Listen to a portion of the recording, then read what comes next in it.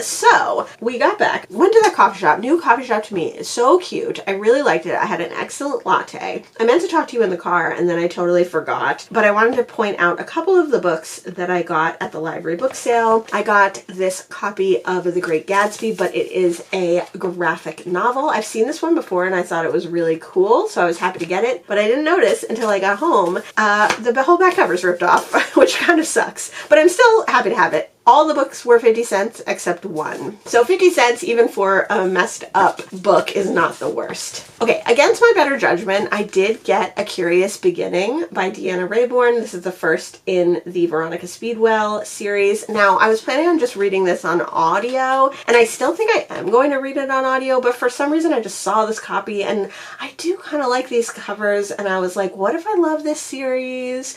Maybe I should just get it. So I did get it, but I think it'll end up being an unhaul. The Mad Woman's Ball is one that I thought was on my want to read list, but it's not, and I don't have it, so I'm not sure what happened there, but I've always really loved this cover, and I'm excited to try that one. The Mad Woman's Ball is by Victoria Moss. I also see this book all the time. If I Had Your Face by Frances Cha is a Korean work by a Korean American, I believe. Yeah, it's not translated, but I've heard it was really good, so I decided to pick this one up. I finally got my hands on a copy of The Days of Anna Madrigal. This is a book that I actually saw at a Little Free Library and I passed up. Well, okay, so I didn't see it at a Little Free Library, but it was in a Little Free Library video. So I visited the library, didn't see it, and then when I was doing the video, you know, months later or whatever, I was like, oh my god, I totally would have taken that book. Now I have it, and I think this might be the last book that I need in the Tales of the City series by Amistad Maupin. And then the last book I'm going to mention, which was not 50 cents, it was $2, is The Dream Hotel by Leila Leilami. This was nominated for the Pulitzer Prize. This was nominated for the Women's Prize a few years ago, and it is one that I really want to read. I don't think I've ever read any Leila Leilami. I think I did try a chapter with one of her works and I didn't want to read it, but this is a sci-fi, future, maybe cli-fi book, so I'm excited to get my hands on this one. I got a couple of other books as well. All told, I got 9 books. And then we came home to a book on the stoop, or I guess porch. I don't have a stoop here.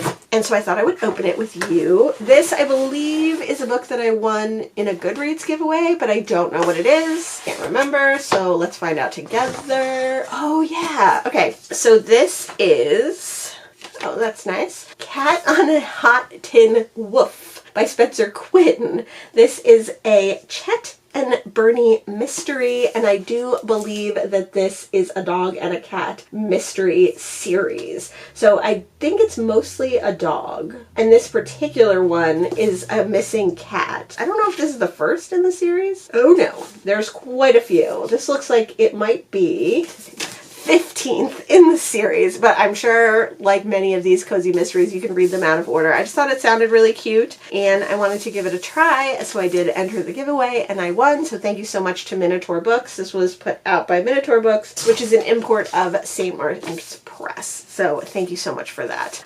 So yeah, I got quite a few new books. Next weekend, we're going to another book sale. It is April 18th, and on April 25th, I'm going to a book sale. Then there's another book sale the first weekend in May, but I don't think I'm going to go to that one. I'm kind of talking myself out of it, kind of stressed with the amount of books that are in the house. I love having a big TBR. I love shopping my TBR. I'm doing some things like trying a chapter projects and other projects to read down my TBR or try to unhaul books. I have unhauled quite a few books in the last couple of weeks. I have a couple more that I need to unhaul, but if I'm unhauling 4 or 5 books and then I'm bringing in 10 or 20 books, it's not working. The math is not mathing. The stress is not de-stressing. So I think we're going to have to work on not shopping for books and not going to book sales for a little while. So let me know if you read any of the books that I mentioned here that I got at the book sale. And when I finish something this week, I will let you know. I'm currently reading Her Majesty's Royal Coven, which I started physically, and then I switched to reading on audio.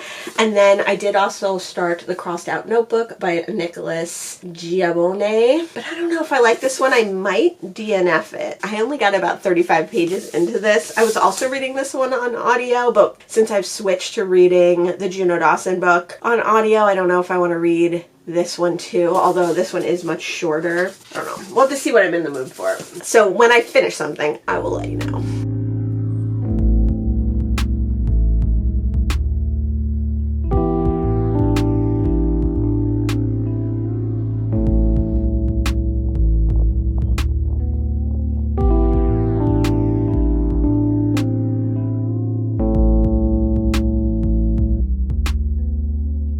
I went to the book sale on Saturday. I got sick on Sunday, and then it is now Tuesday. I worked from home on Tuesday. I really didn't do much. I tried to keep myself from being really sick, which I don't know if I actually succeeded at or not because I still feel kind of sick. I think it's just a cold. I feel like stuffy and woolly headed, but in that time I've also decided that I'm going to go back to doing these weekly. I think one of the things about these weekly updates that was really working for me was that I was keeping track of everything that I wanted to put in these videos, and now that I've kind of let it slide a little bit, I'm confused about where we are in filming, whereas I think when I was doing them weekly, it was just easier for me to keep track, and it was easier for me to stay on top of all the B-roll that I took around, and easier for me to keep track of what books I'd already talked about. So I think occasionally I'll do like 2 weeks. I'll just always call them weekly updates, but maybe I'll do 2 weeks, maybe I'll do even 3 weeks sometimes if there's lots of other videos that I want to put out. But I think it'll be based around like what I'm doing and the videos that I'm putting out and the weeks. Eventually we'll find a happy medium with this. The first book that I've finished so far this week is The Crossed Out Notebook by Nicolás Giacobone. This is a translated work, and it was translated from the Spanish by Megan Mcdowell. Nicolás Giacobone is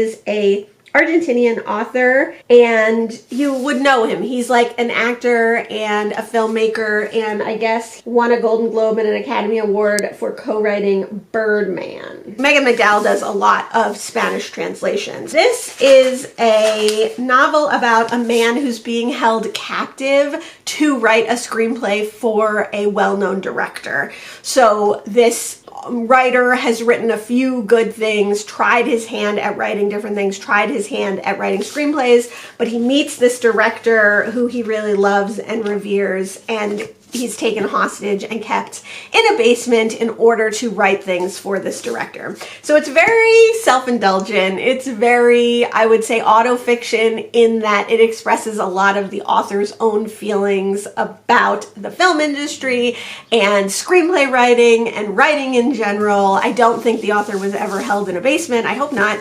But you can tell that this is like semi-autobiographical in its thought process, you know, in its ideas, maybe not in its actual action that happens. It was not for me. I finished reading it because I was hoping that something would happen, but I think this was a very like self-indulgent, masturbatory work, and it's derivative. It has been done before. I've read it before better. It's trying to be existential. It's trying to be absurdist. It's trying to be satire and a look at fierce look at the film industry and writing industry. And I just think it didn't land. It didn't work. It wasn't well written. Like I said, derivative of other things that I've read. It has a lot of like potty humor, a lot of sexual humor that just doesn't make sense. You know, one of the things about this man being trapped in the basement is that he masturbates for hours and hours every day. And it's just very, I don't know, it's very male, very boring, very repetitive. The way that it's written, I didn't really like. I did read this one on audio, and the audio was fine, but there's a lot of times where the main character is like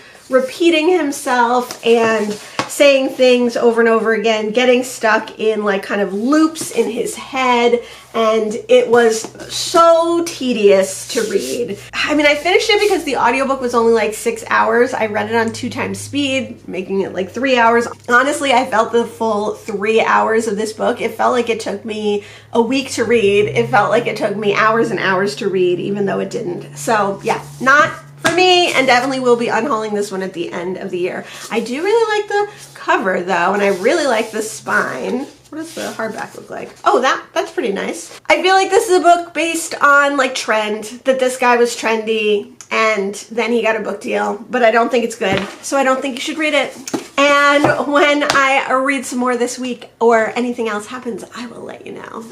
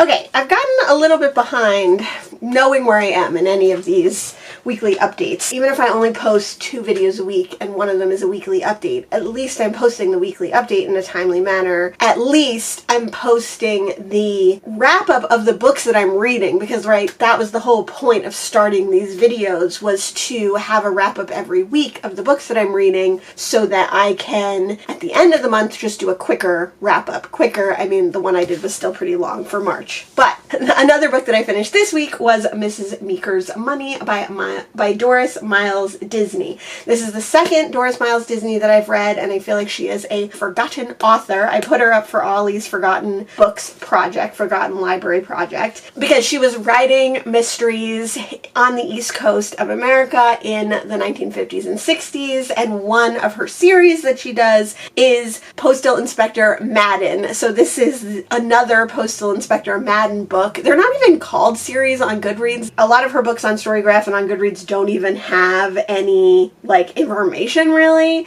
So I think it qualifies as forgotten, but I really enjoy her work. This one was really different from the first one. The first one that I read was called Blackmail, and we see Inspector Madden taking on a blackmail case. In this one, it's a mail fraud. Mrs. Meeker has been defrauded of money through the mail, which makes it a case for Madden.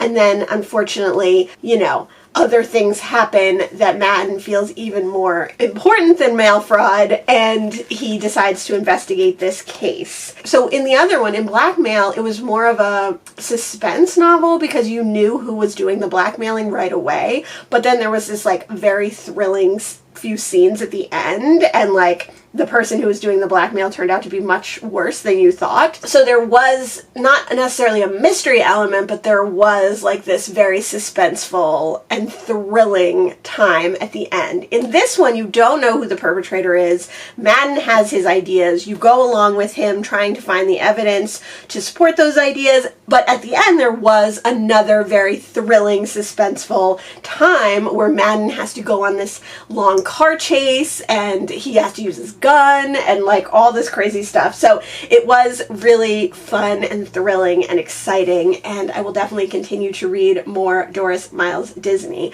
I got a lot of these. I got a lot of them, like 12, but a lot altogether of them from eBay last year, and it's really hard to tell which ones are the Inspector Madden books because they're not listed as a series, and sometimes he's not even said on the back. There's no way to tell from Goodreads or from Storygraph. So I don't know what my next book from Doris Miles Disney will be. I would like to continue on with the Madden series if I can, so it might take some like try chapters to get to one that's a Madden, but I will definitely be continuing reading these. It is Friday, April 23rd. Oh wait, pause. I gotta check on my potatoes. Oh, I burnt my leftovers. I burnt my potato leftovers, my broccoli and potato leftovers. Oh well.